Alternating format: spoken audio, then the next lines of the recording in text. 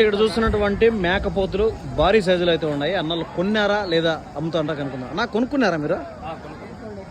పెద్ద సైజులో అయితే ఉన్నాయండి, భారీ సైజు అయితే ఉన్నాయి. కొన్నారంట అన్నంలో. చూద్దాం దీని ఫైనల్ ప్రైస్ అయితే ఎంత పడింది. అన్న ఒకటి ఎంత పడింది, జత ఎంత పడింది?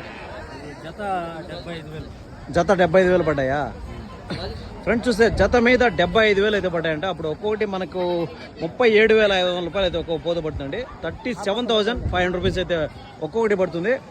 ఎన్ని బల్ల మీద ఉన్నాయని చెప్పారన్నా? 2 బల్ల 4 బల్ల? 4 బళ్ళు.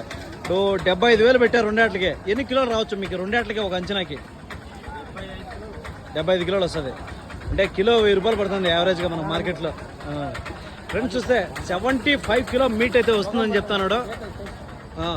75 కిలో అయితే మీట్ అయితే వస్తుందని చెప్తున్నాడు. 75,000 రూపీస్ అయితే పడింది అనమాట. ఇది ఫైనల్ రేట్గా చెప్తాడారండి. ఇది అదే ఫైనల్ రేట్ కొనిండి. ఇది సిరోహి మేక వల్లనండి, ఇవి సిరోహి బ్రీడ్కి వస్తాయి.